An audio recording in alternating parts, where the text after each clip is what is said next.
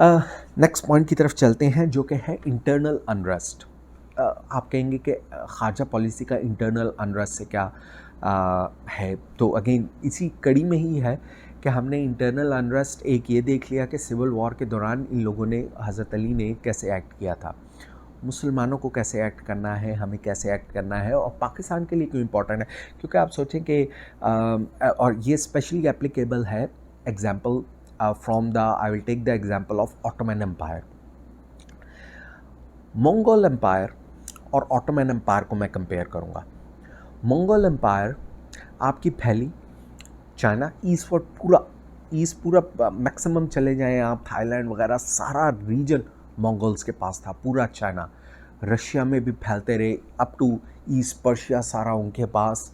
अफ़गानिस्तान का रीजन उनके पास, आपके अप टू वेस्ट की तरफ जाते रहे तो आपके तुर्की तक वो पहुंच गए थे। तो यानी ईस्ट टू वेस्ट आपका यूरोप तक मंगोल्स ही मंगोल्स पूरा फैल गए। And in their path they led destruction to everything. तो गंगेज़ खान ने वो शुरू की, कुबलाई खान तक उसकी वहाँ पे मंगोल एम्पायर ख़त्म होती है। इतनी बड़ी एम्पायर, तो बड़ी अच्छी एम्पायर रही होगी। 100 साल से कम गुजारा उन्होंने, 100 साल से भी कम गुजारा। इसी के कंपैरिजन में ऑटोमन एम्पायर देखें, छोटे छोटे कबीले थे, आहिस्ता आहिस्ता वो कबीले आपस में मिल के बड़ी एम्पायर बनती रही। They didn't have big infrastructure, छोटे कबीले थे और बद्दू टाइप के कबीले, कभी इधर कभी उधर टेंटों में रहते थे। वो ऑटोमन एम्पायर 600 साल चली। Mongol empire 100 years, Ottoman empire 600 years. दोनों में डिफरेंस क्या था? दोनों में डिफरेंस ये था कि मंगोल एम्पायर ने जो इंफ्रास्ट्रक्चर था, जो उस कंट्री के अपने लोग थे उनके ऊपर तशद्दुद किया, जो उनका एग्जिस्टिंग इंफ्रास्ट्रक्चर था, लाइब्रेरीज़ हों, बिल्डिंग्स हों, जला दी, तोड़ दी। ऑटोमन्स ने क्या किया? आपकी खिलाफत उस्मानिया ने क्या किया? खिलाफत उस्मानिया के दौरान वो जिस भी इलाके के ऊपर हावी हो जाते थे, क्रिश्चियन से काबिज वापस ले लेते थे वो एरिया, उस एरिया के अंदर वो पीस डिक्लेयर कर देते थे कि आप लोग अपनी आज़ादी से वहाँ पे रहें।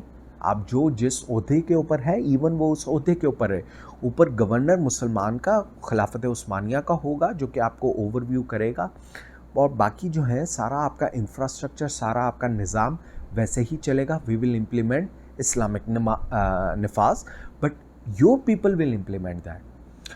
तो आपका, और लोगों ने वो एक्सेप्ट किया। लोगों ने कहा आ जाओ हम पे। बहुत सारे लोगों ने जो है डिफरेंट इधर के इलाकों ने एक्चुअली खिलाफत उस्मानिया को बुलाया कि हम पे अटैक करें, हम पे बिज़ंटीन एम्पायर से, रोमन एम्पायर से हमारी जान छुड़ाए। क्यों?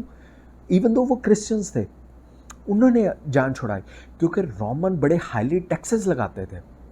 मुसलमान के जो ऑटोमन का था उसमें टैक्सेस की जगह ज़कात का सिस्टम था, और जो टैक्सेस नॉन मुस्लिम्स के ऊपर थे वो बड़े मिनिमल थे। तो वो कहते थे कि यार निज़ाम वाइज ये ज़्यादा बेहतर है, मुझे अपने सारे हकूक़ इस्तेमाल करने की पूरी आज़ादी होगी, तो why not go for that system, why remain with the Roman empire. तो उसकी वजह से ऑटोमन एम्पायर बड़ी कामयाब गई। लोगों ने खुद कहा कि हम पे आके अटैक कर लें, हमारा एरिया ले लें, हमारे ऊपर काबिज हो जाए, हमारी जान छुड़ाएं इस रोमन एम्पायर से। रोमन एम्पायर ख़त्म हो गए। तो इवन मंगोल्स ने, मंगोल के एरियाज़ जिन पे वो काबिज हो चुके थे, उन्होंने भी इस्लाम कबूल कर लिया ऑटोमन्स के अंडर। तो खिलाफत उस्मानिया के अंदर हुकूमत ऐसे बनी कि उन्होंने देखा कि ये हुकूमत हमारे लिए काम कर रही है, हमें पीस नहीं रही, हमें रिप्लेस नहीं कर रही, हमें एलिमिनेट नहीं कर रही। And that's how you deal with the internal unrest. हमारे इंटरनल अनरेस्ट ये खारजा पॉलिसी के लिए क्यों इंपॉर्टेंट है? पाकिस्तान तो किसी पे बाहर अटैक नहीं कर रहा, पाकिस्तान एक्सपैंड नहीं कर रहा, पाकिस्तान को कोई प्लान नहीं कि अफ़गानिस्तान या इंडिया में चला जाए, नहीं। बट हमारे मुल्क के अंदर अभी भी रीजन्स हैं। We have FATA, we have Balochistan के ऐसे रीजन्स जहाँ पे आपकी फेडरल गवर्नमेंट की कोई पावर नहीं है। तो ये भी आपकी खारजा पॉलिसी है का पार्ट होना चाहिए, जो कि नहीं है। खारजा पॉलिसी का पार्ट होना चाहिए कि इन जो खारजी हैं इनको कैसे अपने मुल्क के अंदर लेके आना है, और उनका तरीका यही है कि उन लोगों को कंप्लीट मराहत दी जाए, उन लोगों को गवर्नमेंट का पार्ट बनाया जाए, उन लोगों को कंप्लीट आज़ादी दी जाए, उन लोगों को अपनी वैल्यू से डिग्रेड ना करें, बट उनको एडिशनल फैसिलिटी महसूस होनी चाहिए कि हम पाकिस्तान का पार्ट बन के ऐसे फैसिलिटेट हो जाएंगे। तो that should be part of your खारजा पॉलिसी। अच्छा, इंटरनल अनरेस्ट के अंदर एक और इम्पॉर्टेंट चीज़ ऑफ कोर्स आपकी मदरसे और इस्लामिक वो कहने को इस्लामिक ऑर्गेनाइजेशंस हैं जो कि जहादियों को ट्रेनिंग करती हैं और टेररिज्म को सपोर्ट करती हैं। अगेन कुछ कन्फ्यूजन्स मैं क्लियर कर दूं, जहाद does not just mean Islamic terrorism. जहाद तो एक बड़ा अच्छे चीज़ है। जहाद तो किसी भी चीज़ की, अच्छी चीज़ की जद्दोजहद करना है, स्ट्रगल करना है, अपने चाहे राइट्स की हो, अपनी आज़ादी के लिए हो, अपने नफ्स के साथ हो, तो जहाद तो किसी भी चीज़ का हो सकता है। सो जहाद का वर्ड नहीं यूज़ करते। टेररिज्म की बात जहाँ तक बात आती है, टेररिज्म के अगेंस्ट आपकी खारजा पॉलिसी का भी पार्ट होना चाहिए। अब वो टेररिज्म के लिए मुझे बड़ा अच्छा लगा कि पीटीआई की पॉलिसी के अंदर एक्चुअली गिवन है, और वाकई अच्छी पॉलिसीज़ गिवन है कि कैसे उसको काउंटरैक्ट करना है, कि they want to include madrasas into the government policies, into the government infrastructure, और उसके लिए डिफरेंट मेथड्स गिवन हैं कि अच्छा उनको कैसे इंक्लूड करना है। उनकी रीट्रेनिंग करनी है थ्रू गवर्नमेंट अप्रूव्ड स्कॉलर्स, कि उनको सिर्फ जो लोकल आपके मदरसा के टीचर्स हैं वहाँ तक नहीं छोड़ देना, बल्कि उनको अप्रूव्ड स्कॉलर्स के थ्रू उनकी री टीचिंग्स भी करनी है कि इस्लाम के एक्चुअल टीचिंग्स क्या हैं। मैं एक एग्जांपल देता हूँ कि वो री टीचिंग क्या होगी। एक एग्जांपल है कि आपके कुरान की आयत है कि काफिर जहाँ पे मिले उसको मार डालो। बड़ी दफ़ा कोट होता है कि जी जहाद के लिए तो हमें ये आयत कुरान में नाजिल हो गई है, जहाँ पे काफिर मिले मार डालो, तो ये जहाद है। ये जहाद नहीं है। आपने उसके पीछे जो 5 आयतें थीं वो तो पढ़ी नहीं। ये आपकी आयत तो तब नाजिल हुई थी जिस वक्त आपके मुशरिकीन मक्का के साथ और मुसलमानों का आपस में एक पीस ट्रीटी साइन हुई थी। तो वो पीस ट्रीटी साइन होने के बाद उन कुरैश के लोगों ने उसकी खिलाफ वर्जी कर ली थी। तो उसके बाद एक जंग के कुछ असूल आए थे, और उसके अंदर फिर था कि जंग के मैदान के अंदर आपने क्या क्या करना है।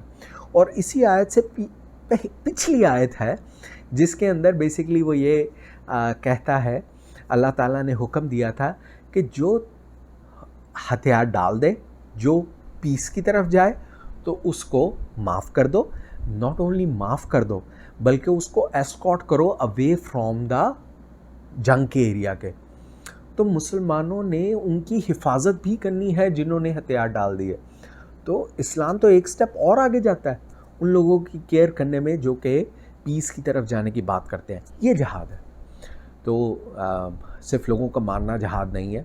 जहाद लोगों की इज़्ज़त को, लोगों की जानों को बचाना भी जहाद है। तो इस्लाम ने तो इस जहाद की बात की थी। हम एक आउट ऑफ कॉन्टेक्स्ट लेके जहाद नहीं बना सकते। तो हाँ, अल्लाह की राह में फ़ाइट करना है, लेकिन वो फ़ाइट किस कॉन्टेक्स्ट में है ये भी हमें पता होना चाहिए कि जिस वक्त किसी के ऊपर जुल्म हो रहा है तब आपने फ़ाइट करनी है। तो वो फ़ाइट आपकी जहाद का पार्ट होगी। जो हथियार डाले उसकी हिफाजत भी करो, ये भी जहाद है। तो इस किस्म की री टीचिंग्स है जो कि इस्लाम का पार्ट होना चाहिए। तो पीटीआई के मैनिफेस्टो के अंदर ये लिखा हुआ है कि ये री टीचिंग्स की जाएंगी, और उसके बाद उन मदरसास को उनकी लोकल विसिनिटी की जो बिजनेसेस हैं उनके साथ लिंक करके किया जाएगा, ताकि उनको अप्रेंटिसशिप दी जाए वहाँ पे। उसका पर्पज़ ये है कि उनको री इंगेज करना है, इन मदरसे के बच्चों को जो वहाँ से निकल रहे हैं उनको री इंगेज करना है इनटू रियल लाइफ ऑल्सो। आप एक अच्छे मुसलमान रेडी हो गए हो, बट एक अच्छे मुसलमान के साथ आपने अब एक अच्छा आपने मुल्क का भी बाशिंदा बनना है। सो दे गेट री इंगेज, और उनको टैक्स बेनिफिट्स दिए जाएंगे ऐसे बिजनेसेस को जो कि मदरसे को अडॉप्ट करेंगे। मदरसा अडॉप्शन स्कीम है बेसिकली मैनिफेस्टो के अंदर। तो मुझे पढ़ के अच्छा लगा कि हाँ, क्योंकि मेरे जहन में था कि हाँ हमें ये जो जहादिस्ट अगेन नहीं कहना चाहिए, जो टेररिज्म इस तरह सपोर्ट कर देते हैं या ब्रेन वॉश कर देते हैं, उसके लिए आपकी क्या कर रही है वो भी आपकी खारजा पॉलिसी के अंदर होना चाहिए। तो ये एक अच्छा प्लान है जो कि आपके बाकी को भी अडॉप्ट करना चाहिए। जो भी अच्छी चीज़ कहीं से भी मिले आपको ले लेनी चाहिए। तो ये सारी गवर्नमेंट्स को सपोर्ट करना चाहिए ऐसे प्रोग्राम को भी।